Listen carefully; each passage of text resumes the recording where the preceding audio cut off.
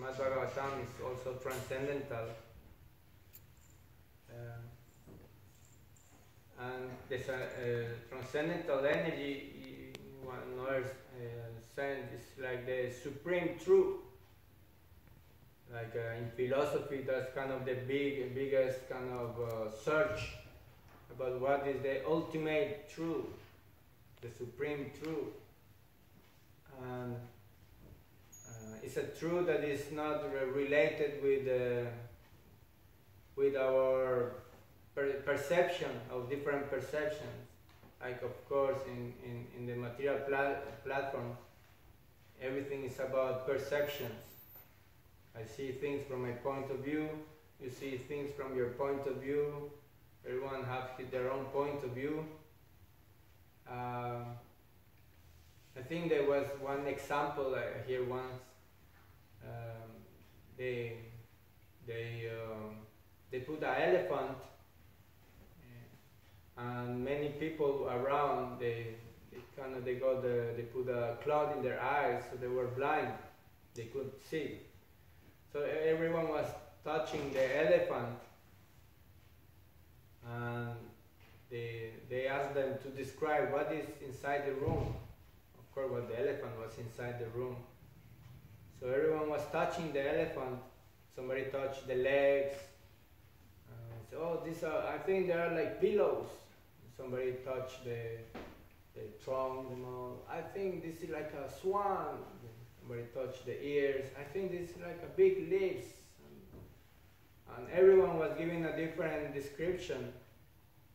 So in the material platform, with our conditioned consciousness, we are trying to give always our own perception of what is reality, or even what is God, or what is spiritual life.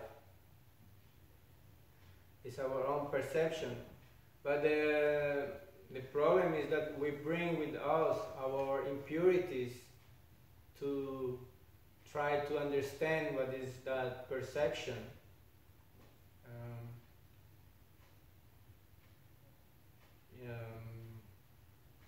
So this perception is always impure. Even sometimes we as devotees, we think that, oh, we are absolutely true. Like sometimes devotees fight each other. But Prabhupada says here this, and I hear it in the verse, he says this, and the other person says, no, but Prabhupada says here that it should be like that, and then other devotees say, no, but Prabhupada says this. Sometimes we have even different perception of the same verse of Srila Prabhupada. I don't know, have you ever noticed that? So it's like, so Prabhupada says here that we should marry. No, Prabhupada says we should not marry. Like something like this. Oh, we should do.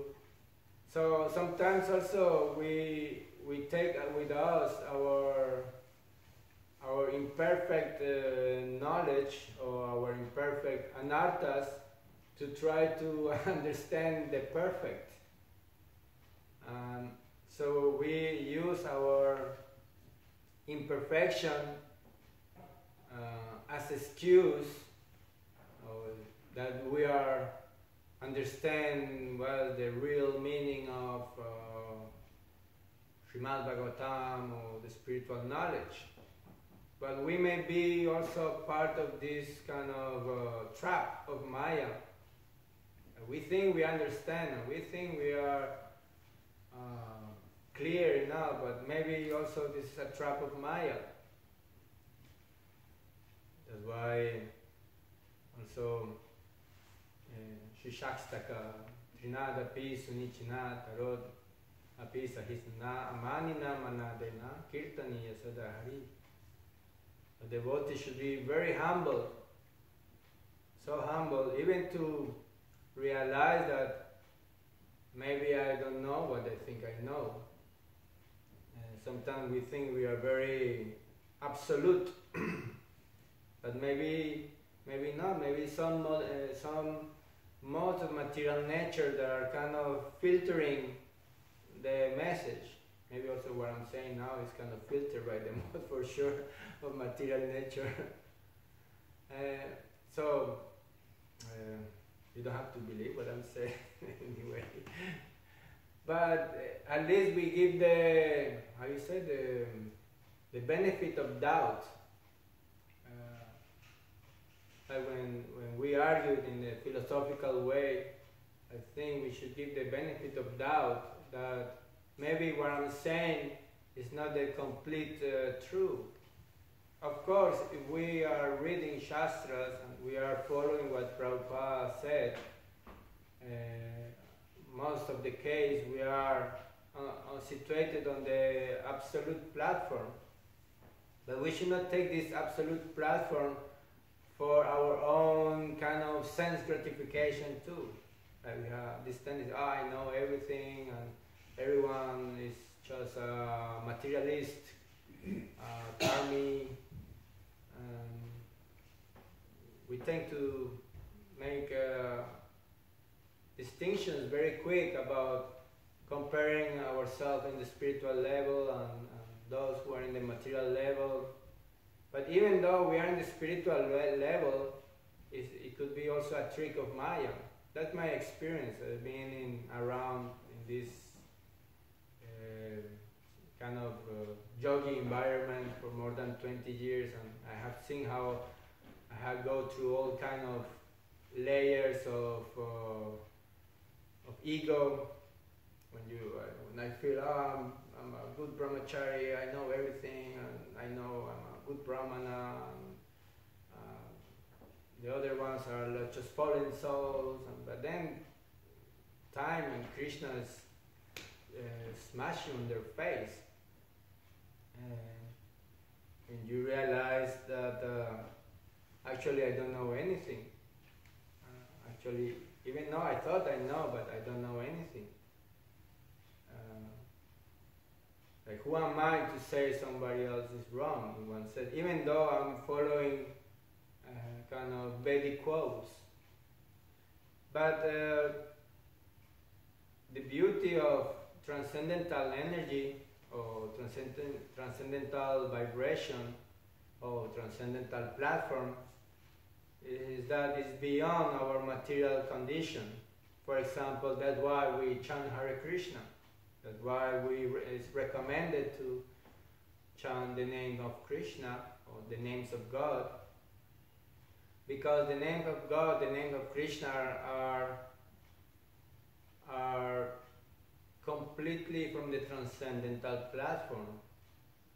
That means that when we are chanting, we are direct contact with this, we can call it energy or vibration or frequency or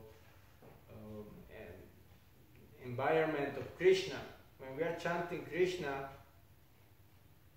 we are in touch with this transcendental energy again.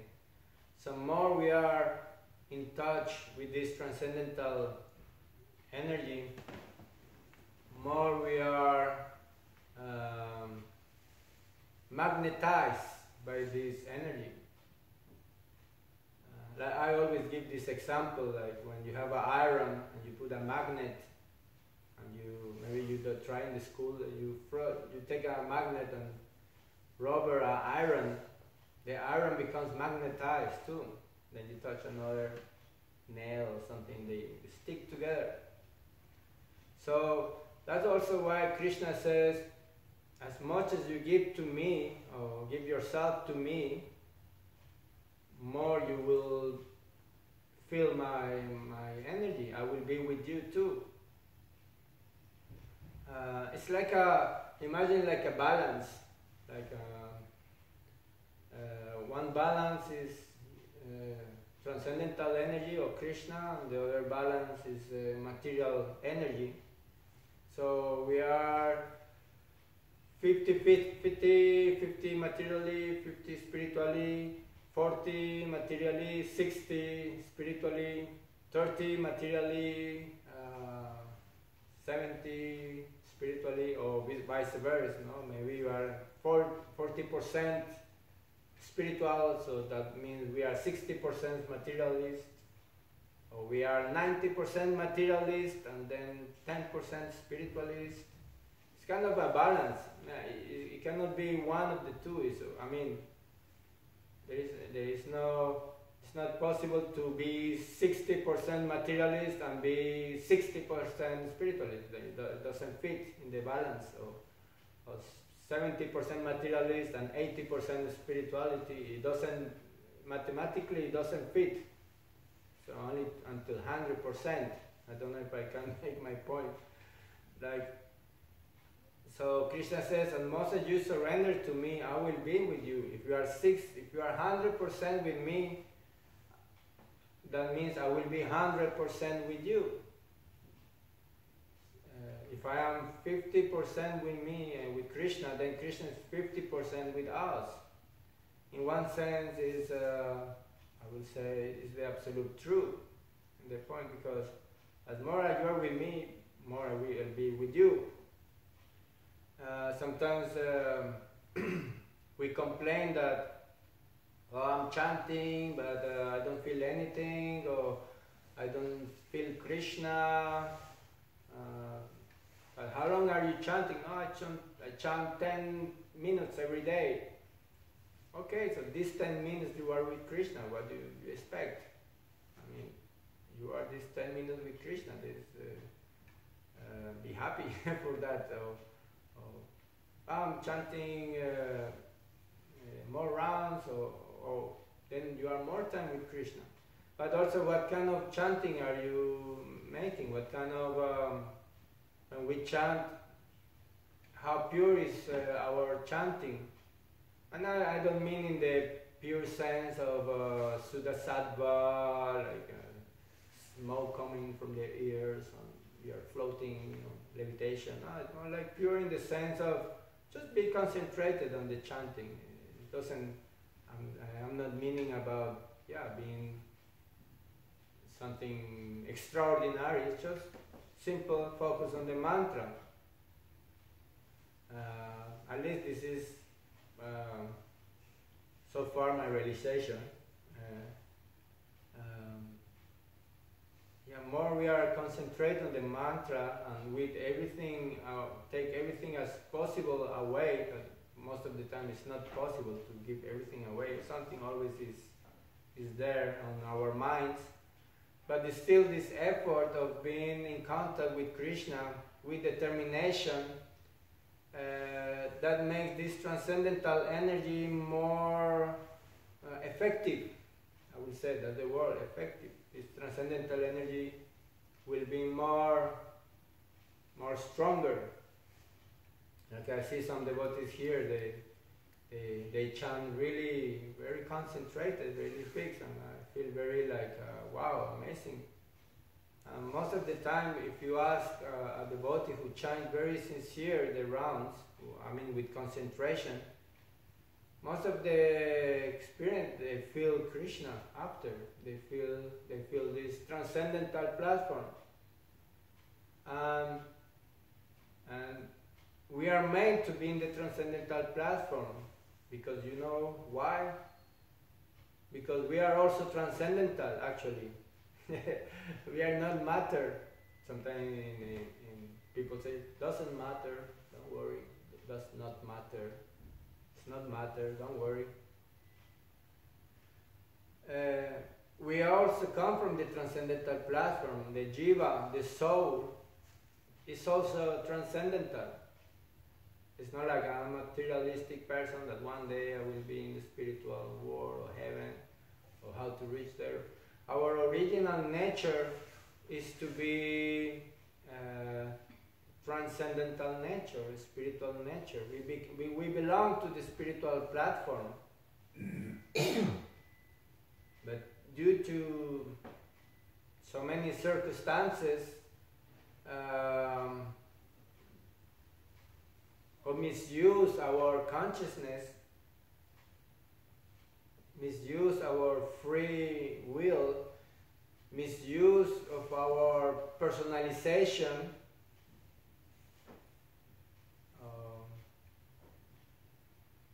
then we get reactions, and these reactions blur our perception with Krishna. It's like the sun is there, and like now maybe the sun is kind of coming out, but the clouds are covering the sun, so the sun is not shining as the way it should be. So similarly, our connection with Krishna is covered with clouds, and these clouds are reactions of our own actions. In one sense, of what is called karma. Karma means actions and reactions. It's not about good or bad. Like in one sense, Prabhupada says all the same. Good or bad in the material world is, in one sense, it's all bad because material nature it covers your divine consciousness. Or I mean, I'm trying to talk in the transcendental platform now, transcendental energy. Karma covers your transcendental, or Krishna consciousness.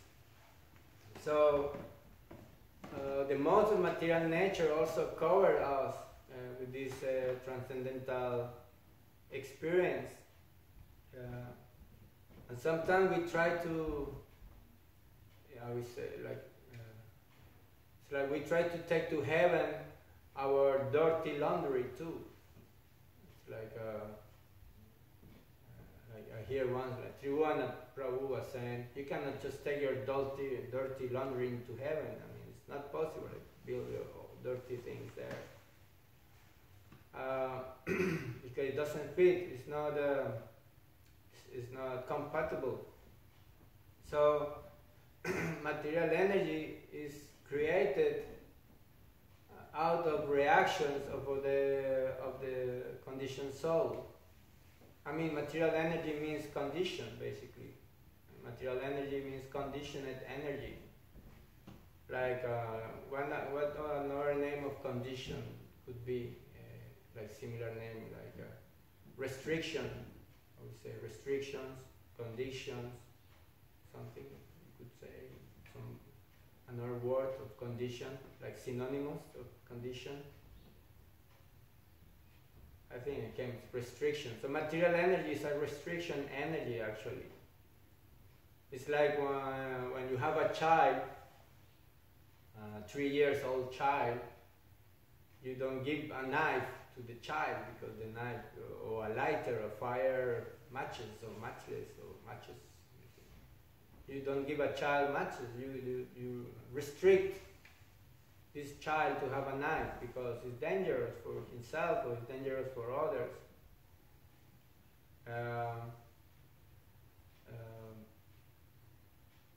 That's why when we drive a car, there's so many rules and regulations. Stop on the red light, don't go beyond 100 kilometers per hour. It's always restrictions. Or because if we don't follow these restrictions, it creates actually chaos or problems. No? Actually, this is what is happening in our society as a human society. We try to live without restrictions, and it creates just a big mess. We break all the rules of creation, basically.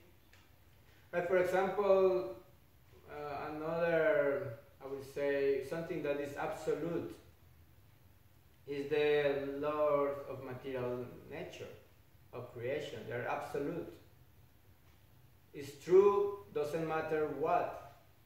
Like for example, the fire burns. It's true. The fire burns. Doesn't matter if you are a child. Doesn't matter if you are a swami. Doesn't matter if you are an elephant. The fire burns. The reactions of material nature, of the conditions, are for everyone. It doesn't matter who or or how is your status or whatever. Like time, we are bound by time. Everything is goes out by time. Krishna says, I am time, the destroyer of everything. We think time is the most, I would say, the most strongest energy that is on the material platform. I would say it's like the biggest terrorist attack is time. We are always afraid that somebody is going to shoot us, or a bomb, or it's going to explode. Like in London, England, everything's cameras everywhere. Like everyone is afraid of terrorist attacks. But time is the biggest terrorist attack up there. Wherever you do, 80 years old, 90 years old, if you are lucky, boom, finish. next generation. Then again, 100 years old, maximum, finish, next. You could be wherever you think you are. Oh, I am Napoleon. I'm a Prabhupada said, but where is your Napoleon now? It's gone years ago. I mean, you could be Caesar or Cleopatra, or I don't know. Now it's famous all these kind of Illuminatis and the Amazons, but still the laws of material nature are for everyone. So it doesn't matter who you are. You could be a Rockefeller, or you could be a Ethiopian in Africa, or a poor guy in Colombia. Still the rules of conditions of material energy are for everyone. So in one sense, we are all on the same, I would say, train, something like that. We are all on the same train. Sometimes we think I'm better than you because I'm from Europe and you are from Africa, so I'm better than you, or I have more money than you, or I can walk and you are in a wheelchair. But still, in the material platform, we are all kind of bound by restrictions of our real freedom of consciousness, or basically our transcendental consciousness, because we are not responsible enough to use our freedom. Actually, we are not responsible enough to use our personality. Actually, it's all about sentient interaction, sentient beings. Krishna is the supreme personality of Godhead, like supreme. It's like the head, Godhead. Head means like the top, like the most important thing. Like in the body, the most important thing in this body is our head. I mean, we chop our head off, our hands will be useless, or our legs will be useless. But maybe we take some hands off or some legs off, the head is still kind of working. I hope so. So Krishna is the head of life. That's why Srila Prabhupada, when he registered ISKCON, International Society for Krishna Consciousness, some people suggest why Krishna consciousness, why not God consciousness? So Prabhupada said, no, it should be Krishna consciousness, because Krishna is the head of the most important thing of consciousness. Actually is Krishna too. The most important thing of transcendental energy is Krishna. That's why he also made his magazine Back to Godhead. He didn't write just Back to God. He could make it Back to God or something like that, but he made Back to Godhead. Because the head is kind of the most important thing.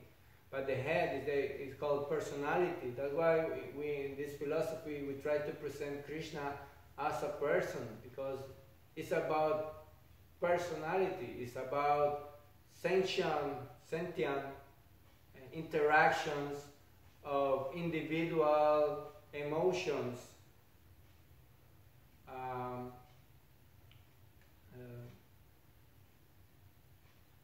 And we are, every expansion of Krishna, the most beautiful thing of Krishna is that every expansion of himself is fully individual expansion too. Like in the end, we are expansions of Krishna too. We are expansions of the expansions of the expansions of Krishna. That's why we have the same qualities of Krishna. That's amazing. We really think about that. We have, or the soul have the same qualities of Krishna. It doesn't matter the quantity now, it's another issue.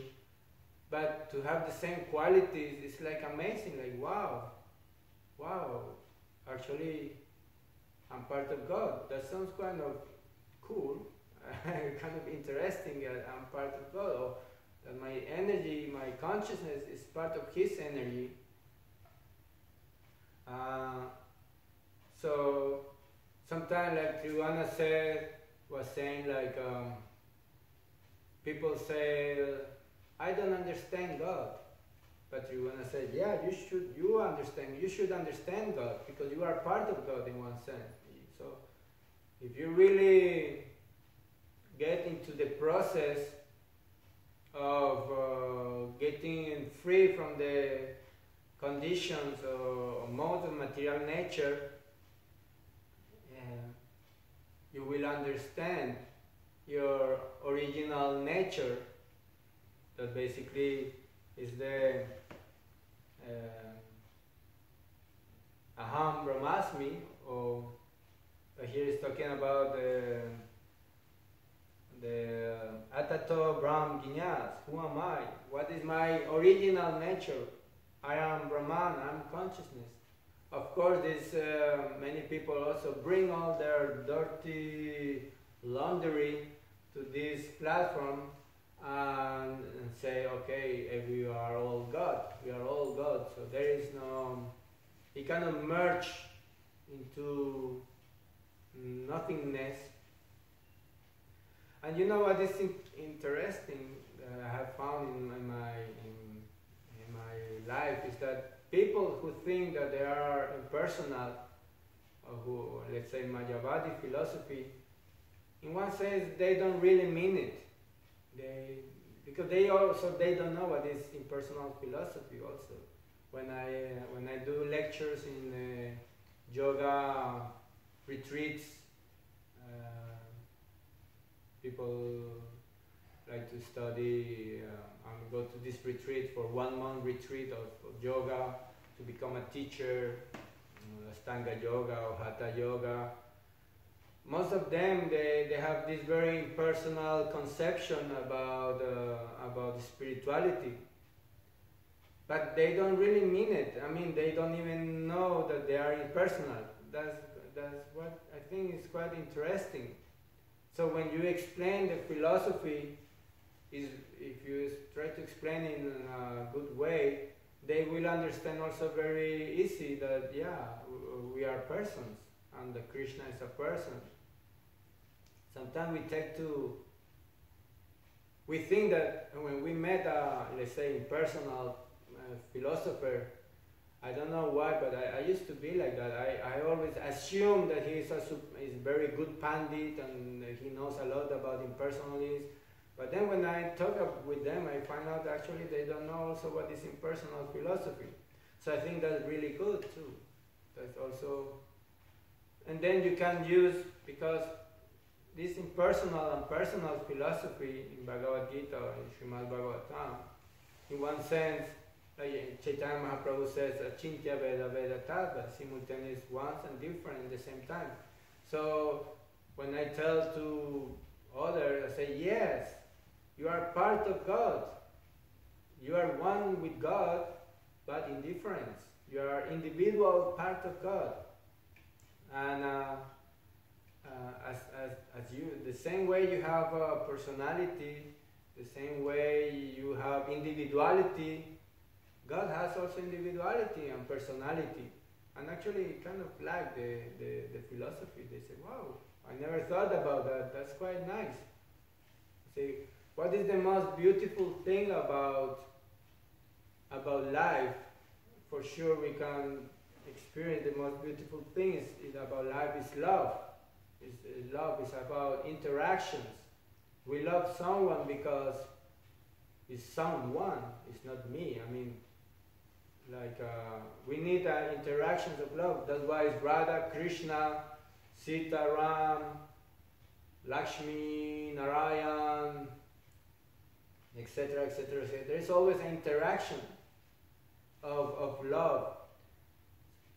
Basically, the supreme love is Radha and Krishna. It's the supreme most, I would say, Godhead, love head.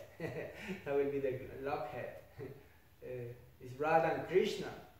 And that love is so wonderful, so intense, that from this love everything expands. Basically, we are small particles of drops of the love of Radha and Krishna. Actually, the soul is like all the jivas are like, I don't know, when you take I don't know how you say in English, splash. When you take like a rock in the water and you splash many drops around. I don't know how you say it. Yeah, splashing. I would say the soul is like the splashing of the love of Radha and Krishna. It's a manifestation. We are individual tiny drops of this love of Radha and Krishna. That's amazing. Amazing. Can you imagine? It's like we are a drop of kheer or something like this. We are a drop of sweetness. That's why the soul is so sweet. It's our jiva, transcendental nature, is completely sweet. And when we understand that there is a relation on love, it's about sweetness. It's about the most sweet relation. Like here, Nanda is talking about Nanda Maharaj. He could not understand that Krishna, that he was the supreme personality of Godhead, or Krishna was God, because he already had this sweetness relationship with Krishna that was good enough for him to be completely full in all emotions and reciprocations with Krishna. So that's why this pastime of Krishna, when he's a child, a boy, with the inhabitants in Vrindavan, are the highest reciprocation of sweetness, even beyond philosophy and shastric understanding of what is the supreme person, Narayan, or the supreme God, or the all-powerful God, this is very intimate, because in the end is about this. We should learn to develop this intimacy with Krishna. Yeah, I chant Hare Krishna not because I have to do it, or because they told me that, and I promised myself that I will chant. And no, it's because I want to do it. I mean, we should want to do service for Krishna. It's not like, okay, I have to do service for Krishna again I have to go to the altar, again I have to chant my rounds, again I have to cook. But when we understand that it's for Krishna, and the value that means that we will be eager to do these activities as much as we can. Like Trivana Prabhu says, grasp as much as possible the mercy of Krishna, because you never know when he's going to take it away. And we could see now many senior devotees who are very dedicated their life for the service of Krishna, now they are sick, and now they cannot walk or do, so they cannot serve Krishna, and actually they feel really bad because they cannot serve Krishna. But at least they did their best when they could, and I think that's the meaning. Like, now we should try to do our best, because maybe later on we will end up with Alzheimer or what else, or I don't know. So now that we are kind of consciousness, now that we are kind of alive, let's try to do as much as, to be in contact as much as possible with this transcendental energy. Because, like we say, it's like a bank account. Sukriti, we collect this and collect. So as much we become magnetized with Krishna, Prabhupada said, in this lifetime you could make it. You can go back to Godhead. Don't prolong your staying in these material restrictions, because in one sense we are not meant to be restricted. That's why we are suffering. We suffer because we are restricted. We are meant to be with Krishna. We are meant to be transcendental. We are meant to love, be loved. But now we are entrapped by the, like Prabhupada said, by the network of material illusory energy. So, of course, it creates suffering. Material life means suffering. It's not because it's bad, it's just because we are away from Krishna that this is suffering.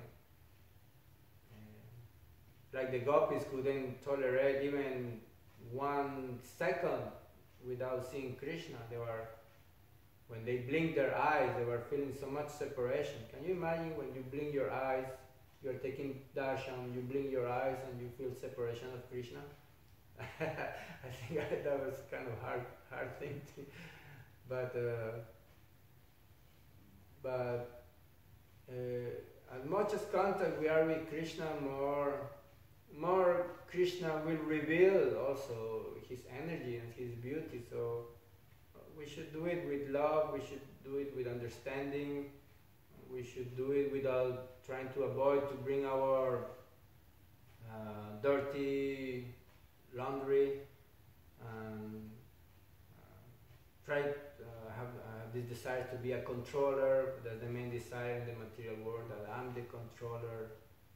So we want to control even other devotees too. I become a Hare Krishna, or I become a spiritualist. So I tend to bring all my anarthas and put them into the spiritual platform too. And that's one of the main problems. I'm not a controller in the material world, and now I'm a controller in the Hare Krishna temple. Something like this.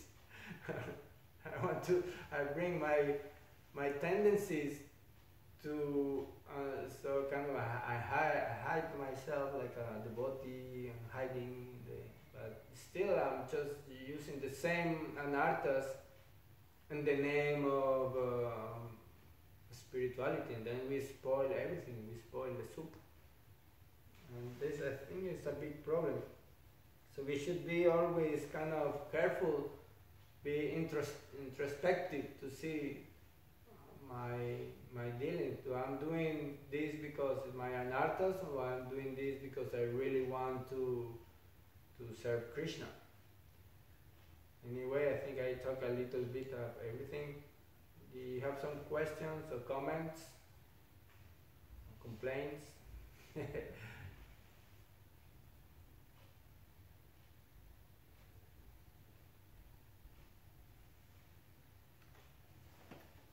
Yeah, thank you very much for this opportunity to be here in the temple and in contact with Krishna, most amazing deities ever I have seen. And it's a good chance to make a spiritual advancement. Thank you very much. Hare Krishna. Srimad Bhagavatam ki.